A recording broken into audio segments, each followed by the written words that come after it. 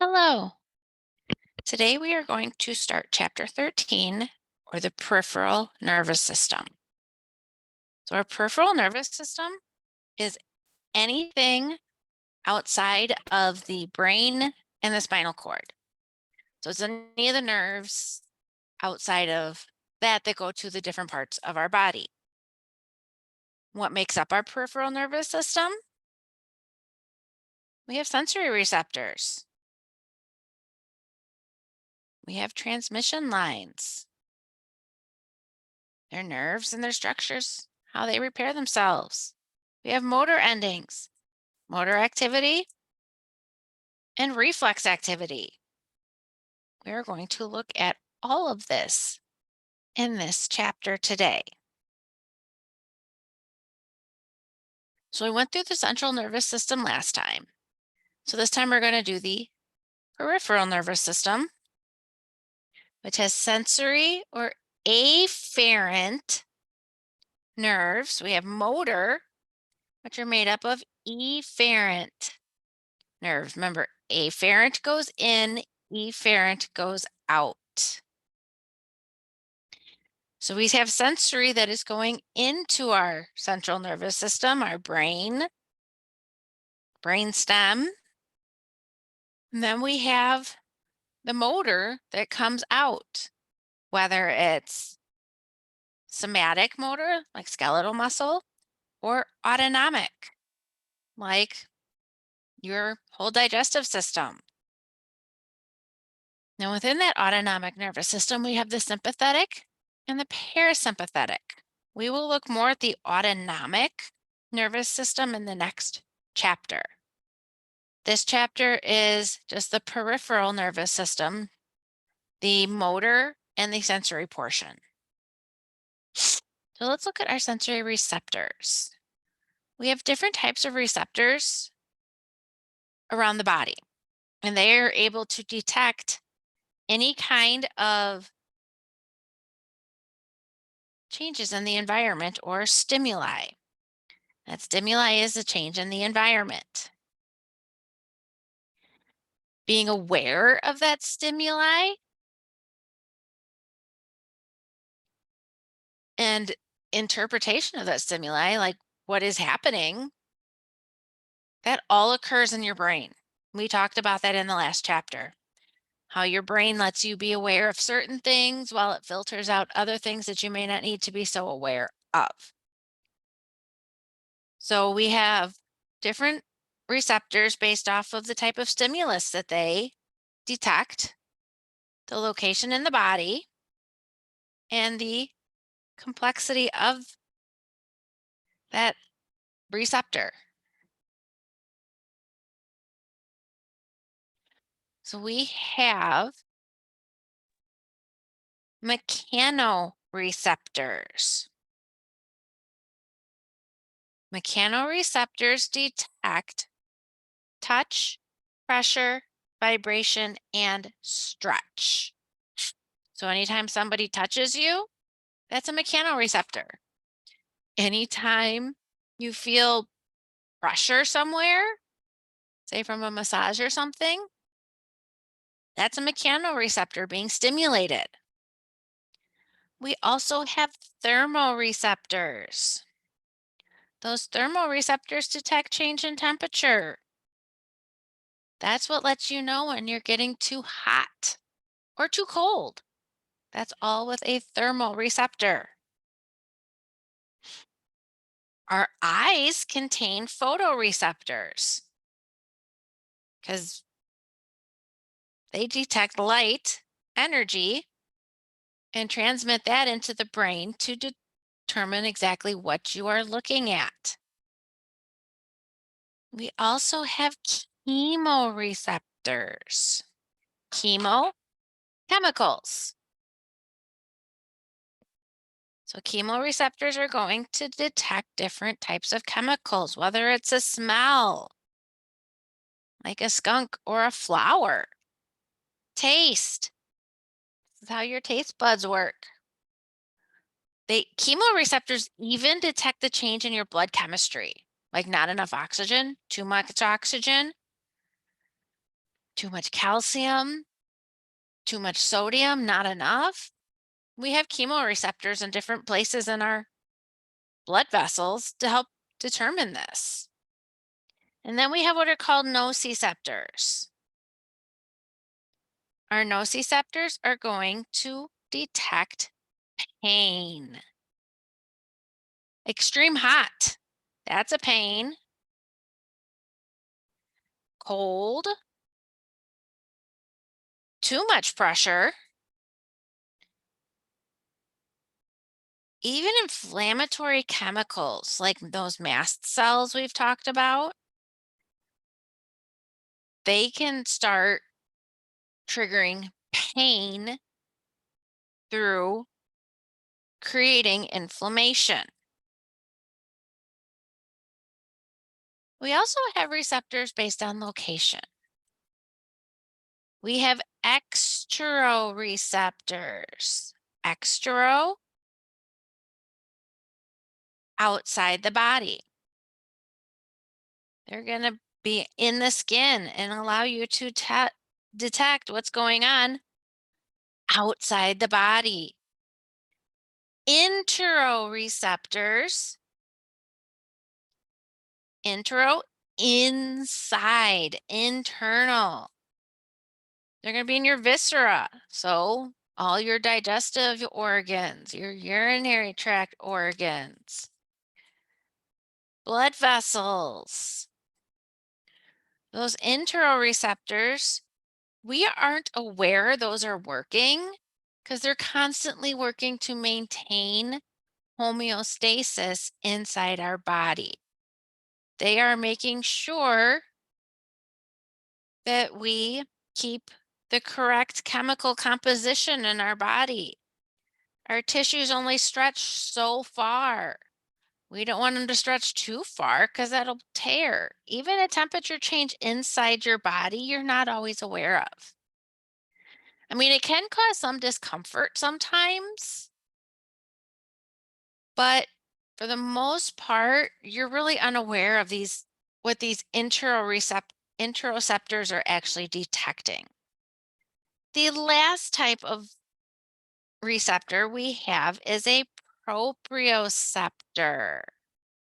We have proprioceptors found in our muscles, our skeletal muscles. We even have proprioceptors in our tendons and our joints.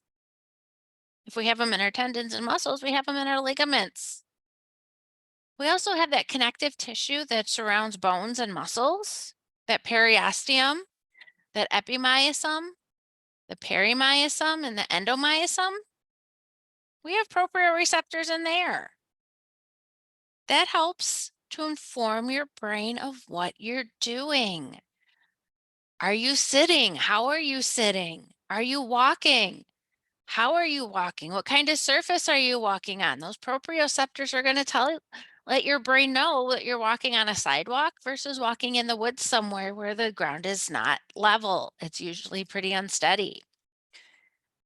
Your proprioceptors are going to help to maintain your balance while you're doing stuff like that.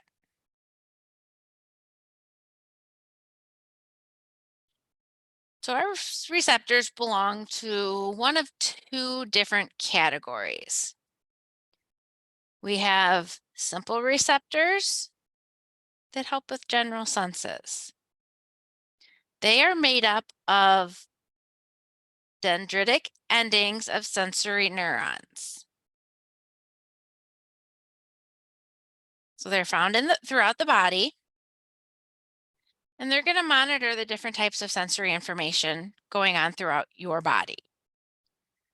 We also have receptors for your special senses. The last chapter we're going to cover of this class. Vision, hearing, equilibrium, smell, and taste. We have specific receptors for each of those. We have receptors that let you see, and we'll go into detail of those in chapter 15. We've got specific receptors for smell, specific receptors for taste, hearing, even Equilibrium has its own receptors to let your brain know what is happening.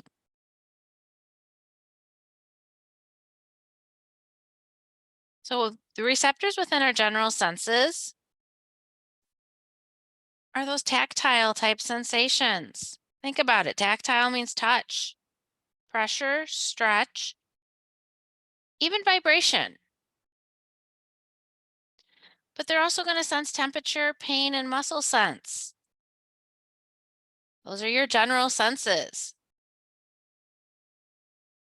The thing is your receptors can respond to many different things. We do not have a receptor in our body under the general senses that is one receptor, one function. They respond, the same nerve that responds to touch could respond to temperature and pain. The same nerve that responds to pressure could respond to some kind of muscle sense. So they're going to do multiple jobs. We either have non-encapsulated, which is a free nerve ending, or we have what are called encapsulated nerve endings. These both kind of work together to give you your sensations. So let's look at the different types of nerves here. We have our non-encapsulated or free nerve endings. This is found in your skin and your connective tissue. They're unmyelinated. Remember, those unmyelinated fibers are pretty slow. They're also pretty small diameter. They're called group C fibers. They just kind of have a little bit of a swelling at the end of that nerve. They may have a little bit of swelling up there at the end of that nerve. That's these non-encapsulated, they're very small nerve endings.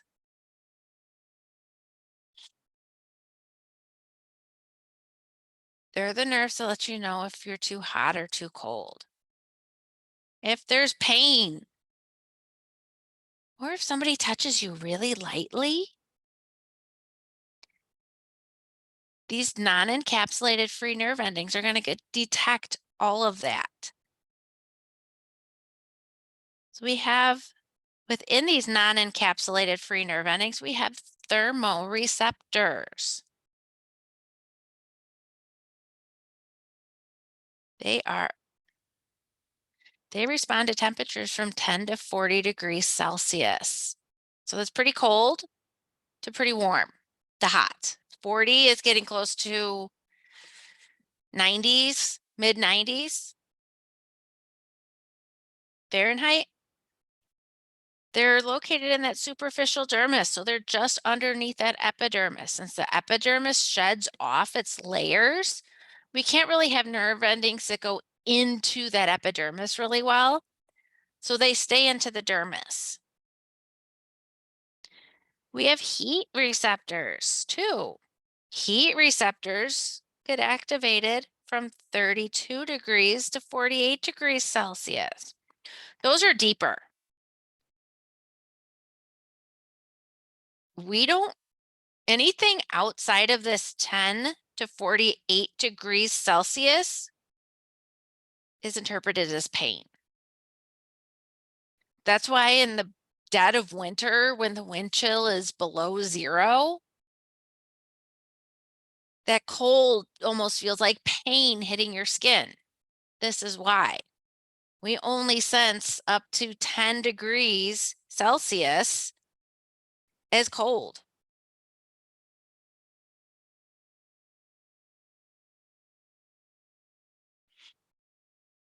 Remember we said nociceptors detect pain.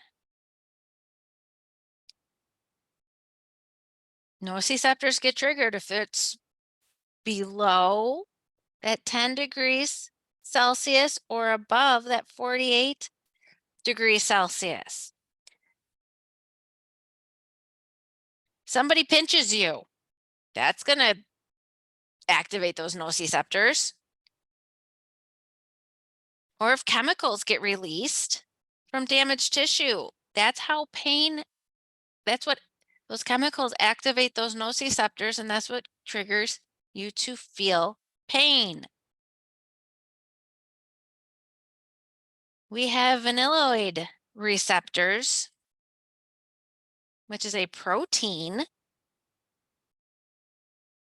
and it helps to act on ion channels. We could have a low pH, chemicals, like red peppers. So when some people eat a red pepper, that could be they're activating some sort of nociceptor or these vanilloid receptors.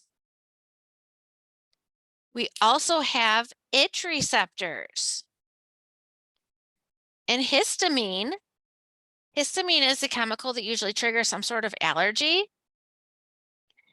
Histamine can trigger itch receptors, which is why when you're allergic to something, it makes you itchy.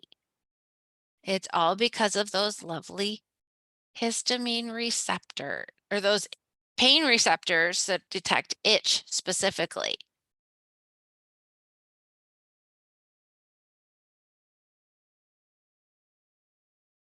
We have what are called tactile or Merkel discs. These tactile or Merkel discs are also considered non-encapsulated or free nerve endings. They detect your light touch.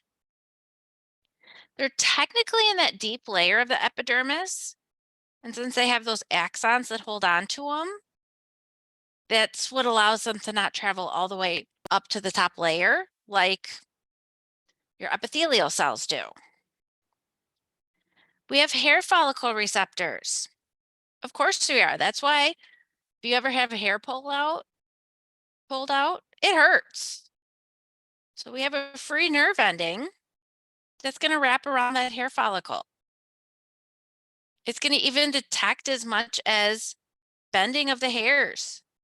Your nerves actually detect when the hair moves. So you take the hair on your arms and you rub your hand just touching just the hairs, not the actual skin. You feel that. But that's also what allows you to feel when a bug, your book said a mosquito, but any bug lands on your skin. It's all going to be detected thanks to these hair follicle receptors. So here's all the non-encapsulated nerve endings. We have just the free nerve ending. You can kind of see how they have these little bubbles at the end here. Just get a little bit bigger. We have these tactile or Merkel discs. And then the hair follicle receptors. These are all helping you to detect what is happening at the skin level, what is happening in your joints, in your eyes, glands, connective tissue. They're found all over. So let's look at the encapsulated dendritic endings. Majority of your mechanoreceptors are going to be encapsulated. And it is made of connective tissue capsule. We have Meissner's or tactile corpuscles, discriminative touch. So they're going to help you with light versus deeper pressure. They're going to let you kind of discriminate between what kind of touch you're receiving. They're found in just below the skin. And they're more sensitive in hairless areas. So your fingertips, if you're holding a pen or a pencil right now, that pen or pencil, your fingertips are feeling that right now. We have lamellar or Pacinian corpuscles. That is what is going to detect any deep pressure or vibration. The cool thing with vibration is your lamellar or Pacinian corpuscles are going to detect it when you initially feel some sort of vibration, but then it's going to go away. Your brain, it's not going to keep, or your brain is going to filter out that signal for vibration. So it eventually you just don't feel that vibration anymore. These are pretty deep. They're still in the layers of the skin, but they're found deep down into that dermis. Bulbous corpuscles or Ruffini endings. Deep continuous pressure, like a massage. Or if you have some kind of tight muscle somewhere, you stick a finger on it and you push down really hard. Those Ruffini endings are what is going to detect that something is holding on to that muscle and keep pressing down and keep pressing down and holding it for a while. Our muscles have spindles, which are again nerves. They're going to respond to muscle stretch. So as your muscles stretch, that we need a way for our brain to know how far your muscles are stretching. Because when we went through muscles, we talked about a little bit how muscles stretch, but we also need that information to go back to the brain. So your brain knows what's going on so it can prevent your muscle from stretching too far. We also have tendon organs because they're going to detect stretch in the tendons. Because not only do we need to monitor our muscles, we need to monitor the tendons that attach to muscles. We have joint kinesthetic receptors. They let us know the position your joint is in. If you're sitting with your elbow bent, your fingers are bent. If you're holding onto something writing, your joint kinesthetic receptors are sending information to your brain to let your brain know, okay, your arm is currently bent. Your fingers are bent. You're holding onto something. By holding onto something, you're activating more than one type of receptor. You've got that joint kinesthetic receptor because your fingers are bent and in a specific motion moving. But you also have those bulbous corpuscles because you're holding on to something continuously. So here's each of these different kinds of nerve endings. You can see those tactile, and they're found in the dermis. Those lamellar corpuscles. Here's those bulbous or Ruffini. You can see the muscle spindles. They're spindles because they wrap around the muscle fibers. The tendon organs, these go through all the different parts of tendon sheaths.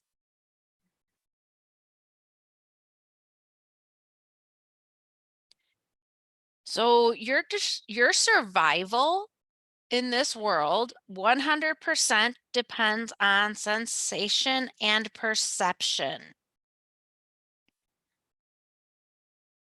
The awareness of what's going on around you. If you could not detect too hot or too cold of temperatures, especially too cold, you could go outside in shorts and a t-shirt and not know how cold it is outside. If the wind chill is say -20 and you're outside in shorts and a t-shirt and you don't know that it's -20 out there, wind chill,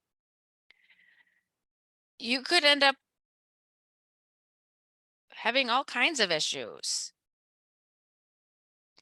But you have to also have perception. because you have to be able to interpret the stimuli that is going into your brain. So that negative degrees, negative wind chill, what that is your brain needs to be able to perceive that's cold. Go put on a coat. It needs to be able to tell you that this stuff is actually happening so you can go correct it. If we don't have that perception of what we're feeling, we wouldn't survive in this world. There's no way.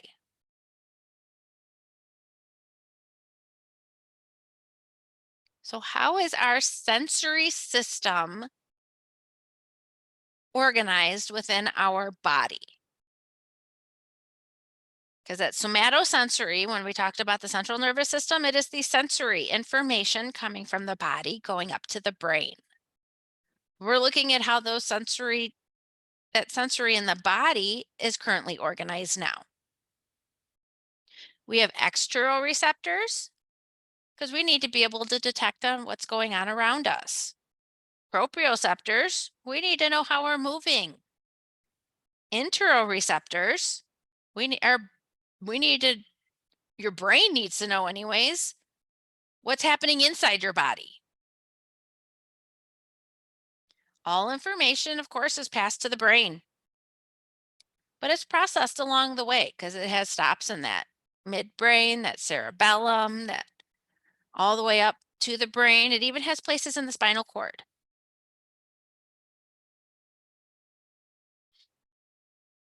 So our sensory system, of course, is made up of receptors.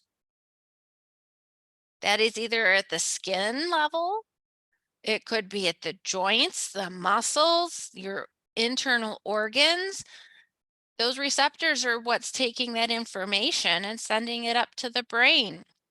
The circuit is once that receptor receives some information, is sending that information up that nerve to the next nerve, to the next nerve, up to the brain. Perception is being able to interpret what was just sent up to your brain from what that receptor received. Say if somebody touches your shoulder, that activates a receptor that triggers a nerve to send information into your spinal cord, which attaches to another nerve, which takes it up to the brain. We use all of that information. We have to have all three pathways to be able to interpret what is happening. So here's our receptor level. Could be a joint, could be a touch, free nerve ending, could be a muscle spindle. It takes information, sends it into the spinal cord. That spinal cord sends it up to the brain. And of course, it's going to go to the cerebellum, and it's going to go to that somatosensory cortex. It's going to go through that reticular formation. It's also going to go through the thalamus because that thalamus helps to direct information where it needs to go.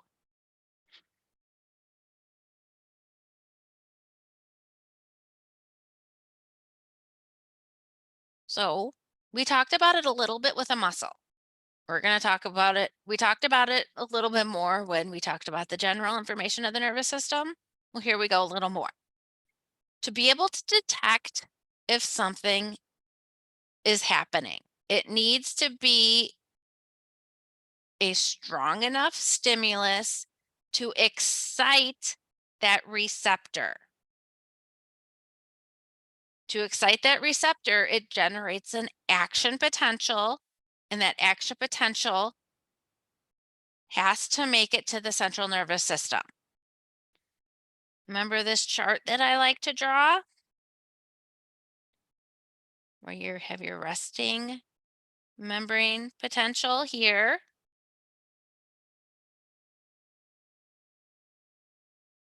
And we have our next level up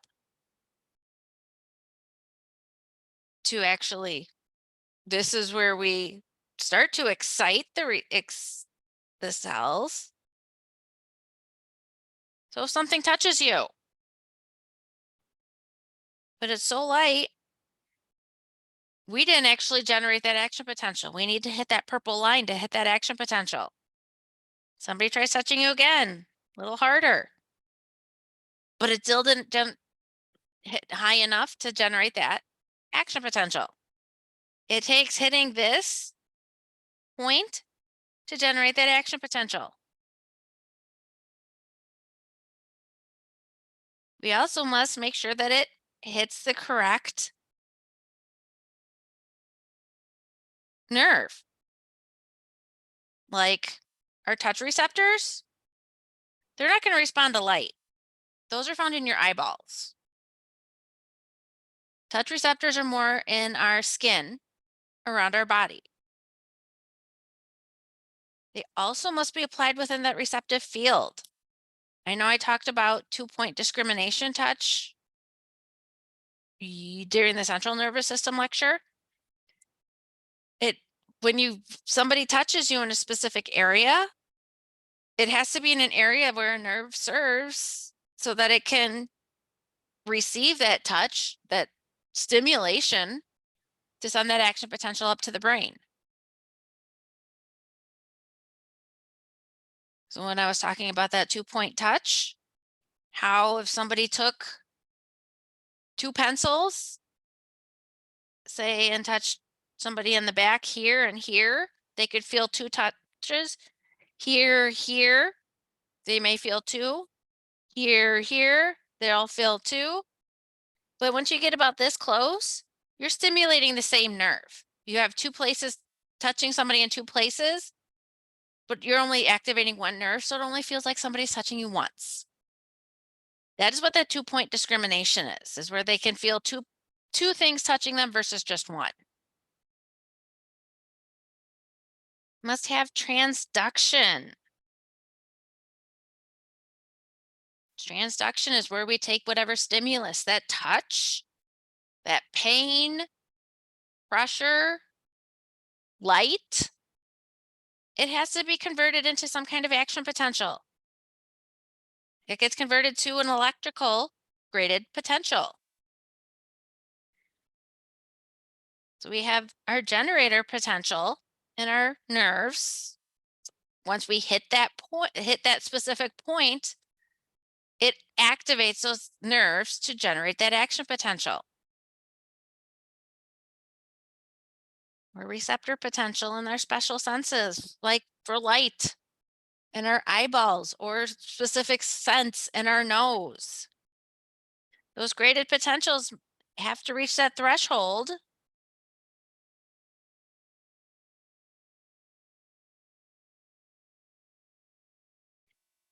that's our threshold to generate that action potential.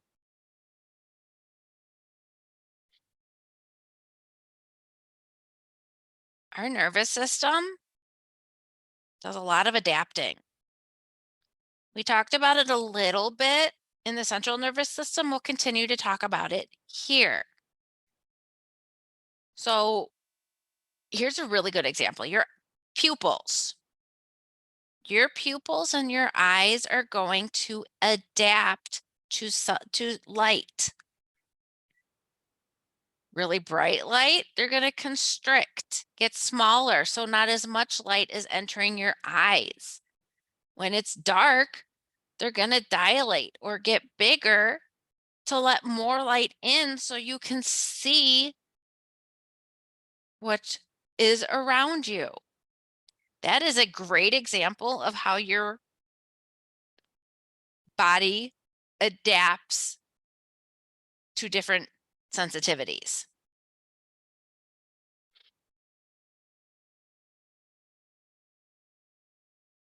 So we have phasic receptors. These are fast adapting. They're going to send a lot of signals at the beginning and the end of the stimulus. So you know at the beginning something's touching you, and you know right before somebody pulls off if they're touching you, especially if they're holding something or a specific smell. That is also a reason why if you walk into a room and somebody is wearing really strong cologne or perfume, they sprayed a little bit too much there. Well, after a while, those phasic receptors They stop sending that signal to the brain of this smell, and you kind of adapt to that smell, and you don't really smell it anymore. That is another way your body adapts, because think about if you're smelling the same smell all day long. To me, that'd give me a headache. But you don't need to be smelling somebody's cologne that's sitting right next to you. Say you're sitting next to them in class. That smell of that cologne is going to be phased out, so you don't smell it anymore. We also have tonic receptors. They adapt slower, or they may not adapt at all. Like nociceptors, if you've ever hurt yourself doing something, if you ever notice how that pain does not go away ever, it feels like, well, that's because of those tonic receptors. It's going to keep letting you know you're in pain, because as soon as that pain stops, you think you're okay. You can go do whatever you want again. And your body's trying to tell you to not do whatever you did to cause that pain. So it gets difficult if those nociceptors or those tonic receptors phase out. Proprioceptors. Those aren't going to phase out either, because we need to know where our body is in space at all times. Where our muscles are, what our muscles are doing, what our joints are doing. We need to know that at all times. Which means these tonic receptors really do not phase out. And that's a good thing.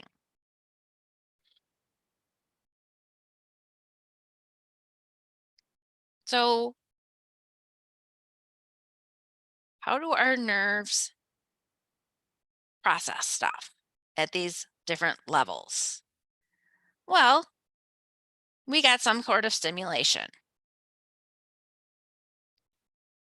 What this stimulation is going to do is it's going to take these first order neurons, that is the one at that receptor level that gets that receptor. It's going to send it into either the spinal reflexes or those second order neurons that's in that spinal cord. Those second order neurons is going to send information to the third order neuron. So we have that receptor. So we have this nice receptor out here. It's going to detect something. It's going to attach to a second order neuron. It's going to send that up towards the brain. It's going to go to a third order neuron. Whoops. That's going to go. And usually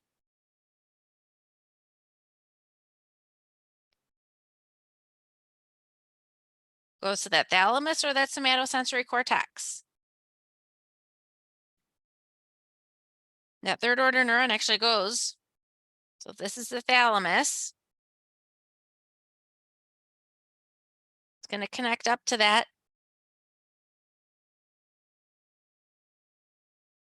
sensory cortex. So as each of those goes along, they help to send information up to the brain. This one neuron that detected that touch is not the only neuron that it connects to. It has to connect to other places that connects to something else that connects to something else.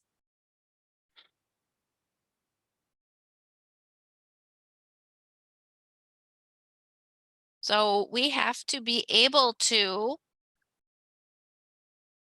detect something, detect some sort of stimulus.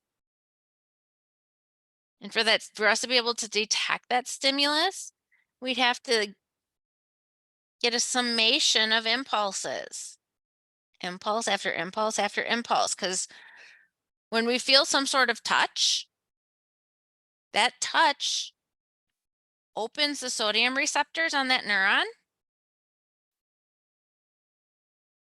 Here's that end of that neuron there. Those mechanoreceptors, when somebody touches, It opens those sodium receptors, those sodium channels. And as long as somebody's still touching you, it's a summation. So one action potential is going to go, then another action potential is going to go, then another action potential, then another action potential. That's a summation of impulses. That magnitude. Again, just like when we talked about muscles, and we talked about a little bit in the introduction of the nervous system, the frequency of impulses sent, like bam, bam, bam, bam, bam, the more impulses that get sent, the higher magnitude of whatever sensation you're feeling. Like somebody comes and pushes down on your shoulder, you have some knot in your shoulder or something. That's where everybody holds their stress and tension. So somebody goes to try to help release that stress from your shoulders. How hard that person is pressing is generating action potential after action potential after action potential after action potential. The harder they're pressing, the more action potentials that are getting sent out. We have to have spatial discrimination. And this is where that 2-point discrimination test that I've talked about on a few other slides comes into play. Because say I have a nerve that detects from here and another nerve that detects from here, but here is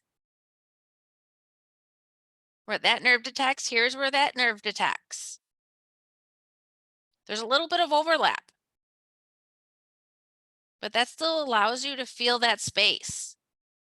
So it's like I said, you touch here and here, you change colors. Here and here, they feel two. Here and here, they feel two. Here and here, they feel two. That's where they start to feel one.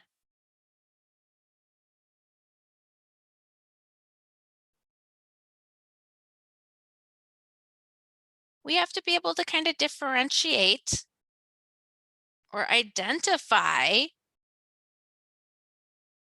aspects of whatever kind of stimulus is happening. Like, is it too hot? Too cold? Is the wind blowing? Is somebody punching you versus tapping on your shoulder? We need to be able to identify aspects about that, discriminate the types of sensations, like sweet versus sour taste. You need to be able to identify the difference between the two. Even pattern recognition. There's usually some kind of pattern. You notice if you've ever had a massage, there's usually some sort of pattern to the massage that you're receiving. Even when you're listening to music, that is stimulating the neurons in your ears, which allows you to detect the kinds of melodies you are hearing.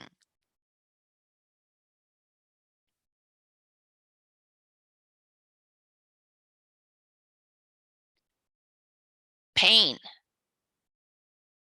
Our body perceives pain as a warning. Because if we start to feel some sort of pain, our body will react to prevent either further or possible tissue damage. Could be muscle tearing, could be tendons tearing. Our body tries to prevent that from happening by sending pain signals to the brain. Like extreme pressure. That's why some massages can be really painful for some people. Temperature. That is why some temperature, like extreme temperatures above 48 degrees Celsius and below 10 degrees Celsius, starts to feel like pain. Histamine, if you've ever had an allergic reaction, histamine is being released. That histamine can actually trigger what could feel like pain. Potassium, ATP, acids, bradykinin, these are all different stimuli that could be perceived as pain. The neurotransmitters that deal with pain specifically is glutamate and substance P. When these nociceptors or pain receptors are sending pain information to the brain, they are specifically releasing glutamate and substance P as their neurotransmitter from one neuron to the next.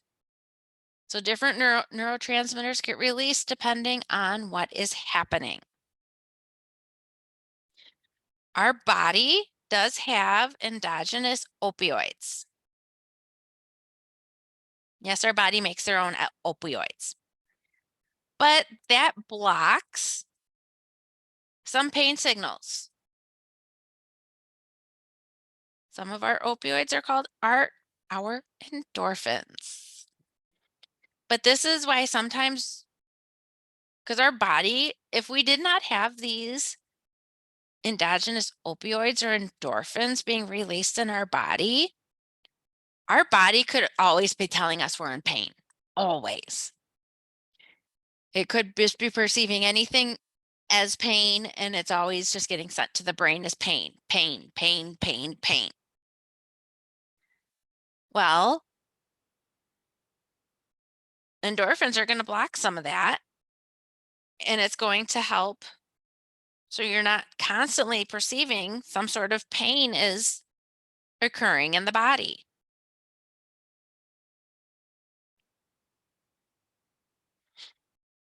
We all perceive pain differently. So what one person thinks is painful, another person may not think that it's as painful as somebody else. So we're all perceiving pain differently.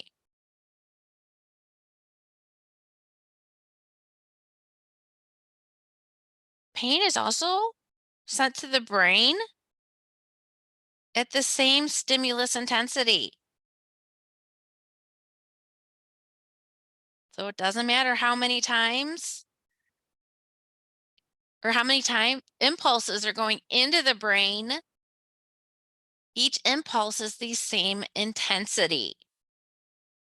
It's just the more impulses being sent, the more painful something may be perceived at. So as I said, our pain tolerance varies. Someone who says they're sensitive to pain, they have a low tolerance to pain, not a low pain threshold. Someone who says they've got a high pain tolerance, that just means, yeah, they have that high tolerance, not a high pain threshold. Your genes. Genes determine everything in the body. So they're going to determine your pain tolerance. Your genes also determine how you respond to pain medications, like ibuprofen, acetaminophen. Your genes determine that. There's some research going on now determining by looking at your genetics to determine the best type of pain medicine for you. There's some cool research happening on that.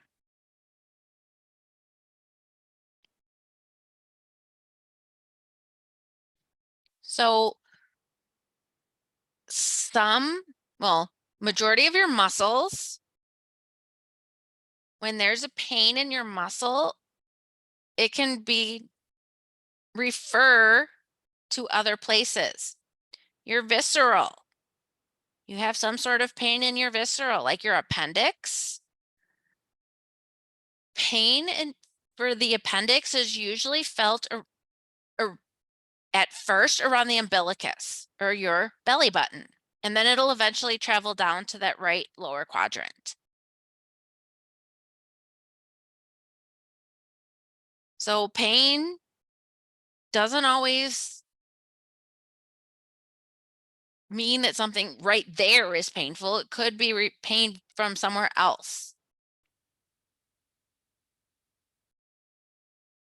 So it could be visceral pain. Visceral pain stimulates visceral receptors. If you've ever had any kind of abdominal or visceral pain, you notice it's kind of achy, maybe burning, this gnawing type sensation. It could be because of tissue stretching. Your small intestines stretch when food goes through it. If they stretch too much because something too big is trying to get through it, you're going to feel that. Ischemia, different chemicals, even muscle spasms.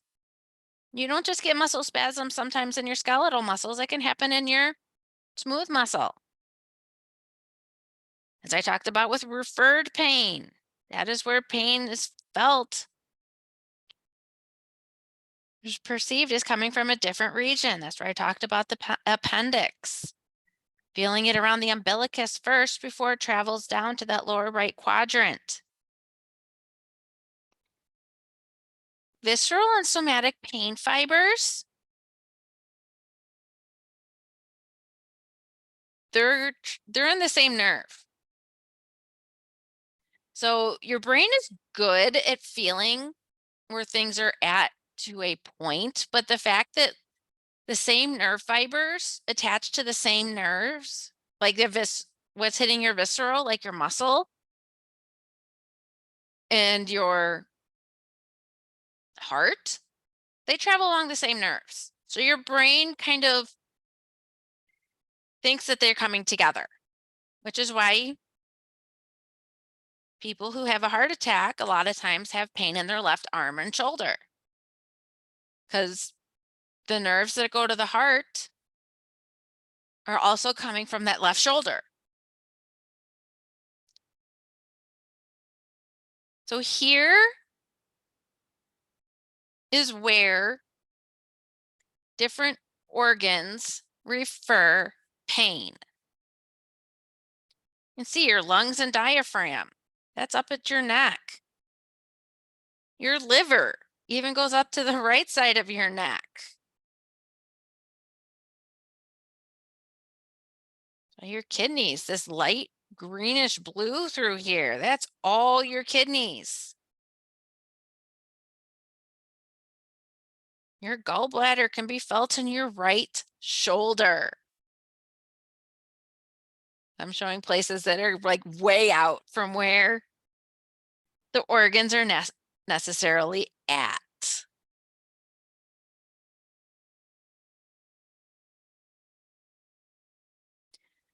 So this is kind of a cool, not really cool thing, but there's a lot of research out there about this. There's actually some really cool books that have been written about this.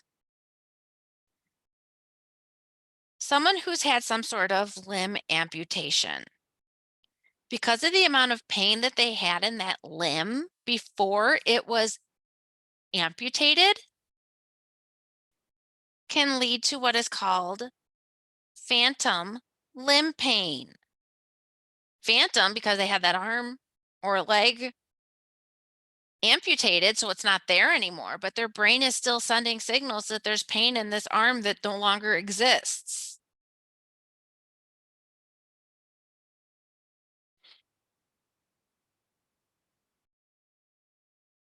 And that's what that phantom limb pain is. There's some pretty cool research out about using what is called a mirror box, putting a mirror inside of a box and having the person's other arm or leg in that box. And see a reflection of that leg or that arm, so it lets their brain starts to think that that reflection is the arm or leg that was amputated. And doing work with that helps to kind of relieve some of that phantom limb pain. It's some pretty cool research. If you guys are interested, let me know. There's some cool books out there I can share.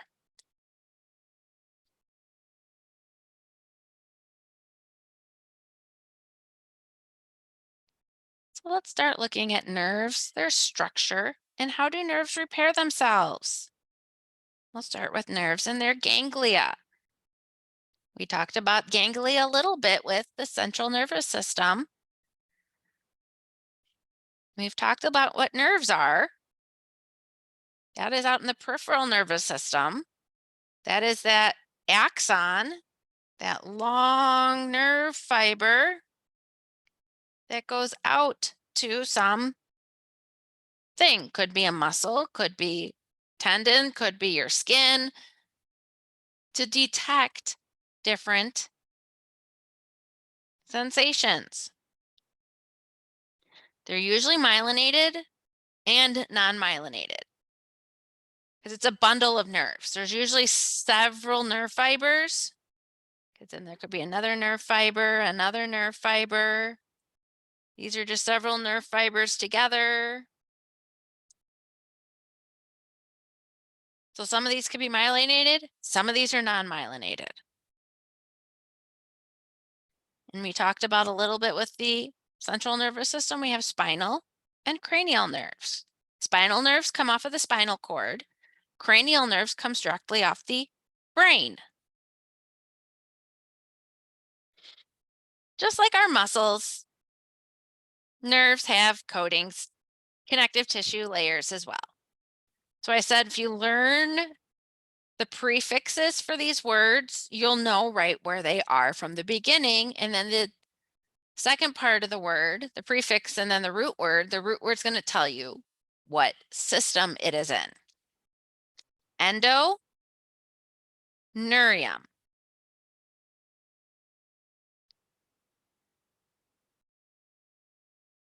It is that individual nerve fiber, that axon, then their myelin sheath. Perineurum, that is what wraps around a bundle of fibers and makes those bundle of fibers into fascicles. Epineurium, that takes all those fascicles to form that large nerve. Like this. This is an electron micrograph of a nerve. You can see there's blood vessels that go right through the middle of it.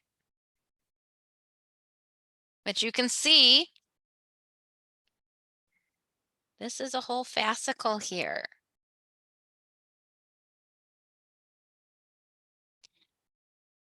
The endoneurium, this is what wraps around each of these nerve fibers. That fascicle has the perineurium. And then the last part wraps around the entire nerve, which makes that epineurium.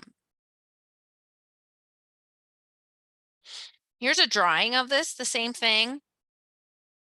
You see the endoneurium that wraps around that individual axon with that myelin sheath.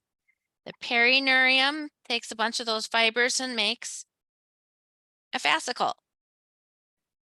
The epineurium is what takes all those fascicles and puts them together to make that single nerve.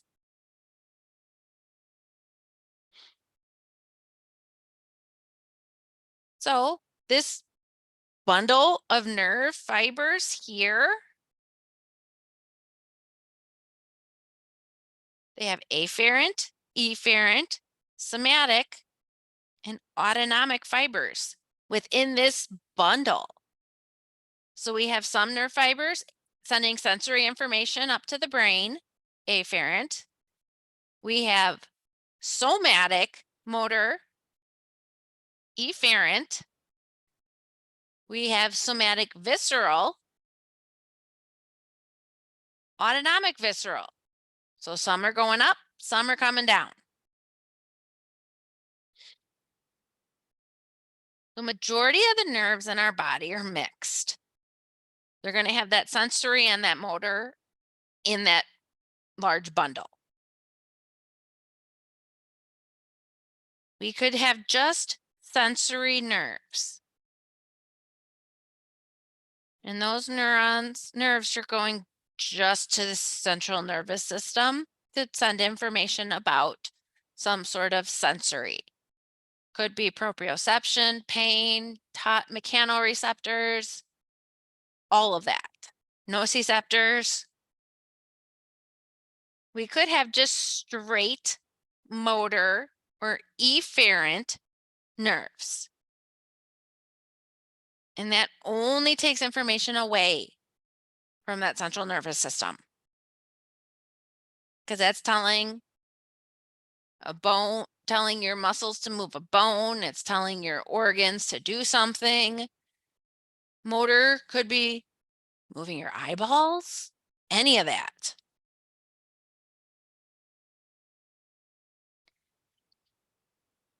If we have a pure sensory nerve or a pure motor nerve, it's not very common. They're very rare because the majority of our nerves are mixed with motor and sensory. So within these mixed nerves, we have somatic, afferent, muscle to brain, somatic efferent, brain to muscle, visceral afferent, organs to brain, and visceral efferent, brain to organs. We have all of that within our mixed nerve, all those fibers in that bundle.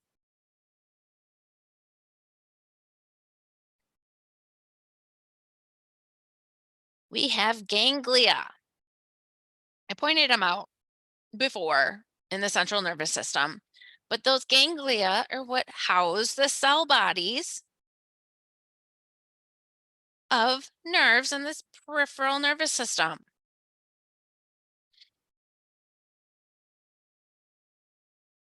Dorsal root ganglia. Dorsal means the posterior, the backside. That's sensory and somatic. They're mostly sensory neurons. They have the cell bodies of sensory neurons. We also have autonomic ganglia. Those autonomic handle visceral and motor type functions. There's a lot going on.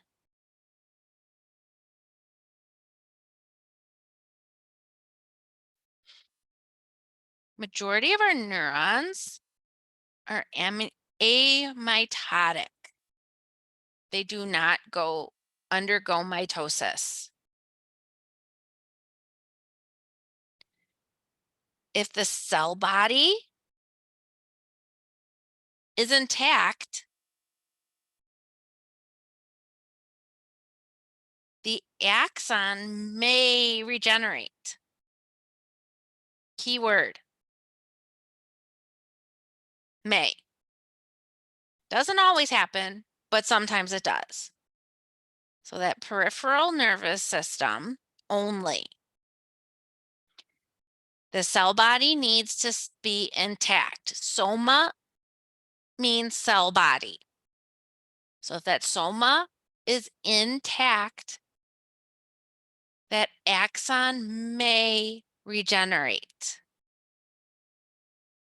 but it does not go through mitosis. In the central nervous system, those fibers will never regenerate. Once we lose that nerve, we've lost it. It's gone. Why? Those oligodendrocytes. Remember, those oligodendrocytes are what myelinate the neurons in the central nervous system. They have growth inhibiting proteins. So axons cannot regenerate. Those astrocytes, they form scar tissue.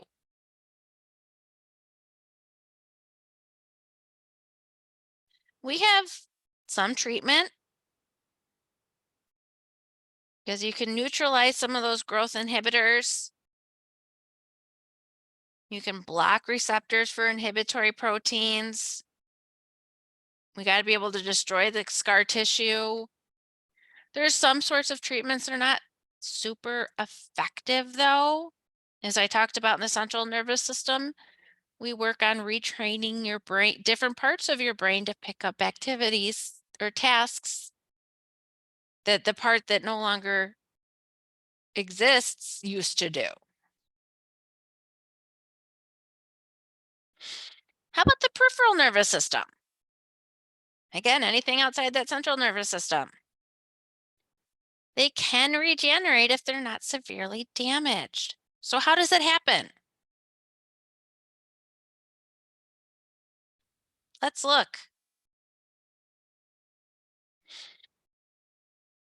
We have fragments of this axon. That's all the yellow.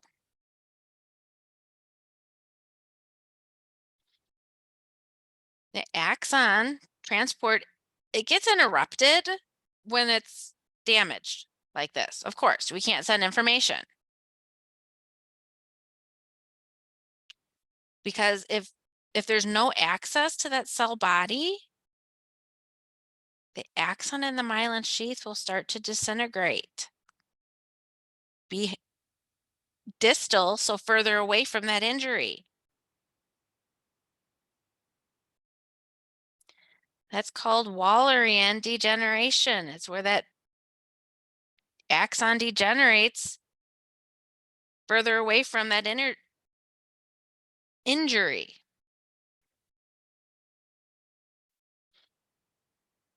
We have those Schwann cells. Those Schwann cells provide that myelination. Macrophages, that's your immune system. They're going to clean out that area, get rid of all the dead axon pieces. Those Schwann cells are going to kind of clean up the fragmented myelin. They're going to, the chemicals that they secrete is going to bring in macrophages to clean up and engulf everything.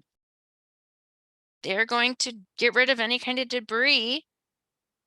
But then those macrophages, once they've cleaned up the debris, is going to stimulate those Schwann cells. Hey, start dividing.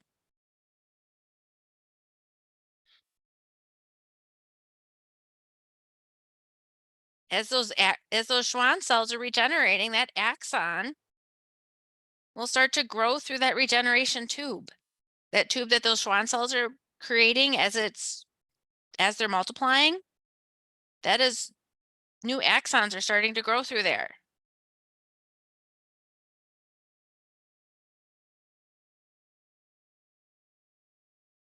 They'll continue to grow through that tube until everything has finally returned back to its normal. This is the end of part 1. We will pick up with cranial nerves for part 2.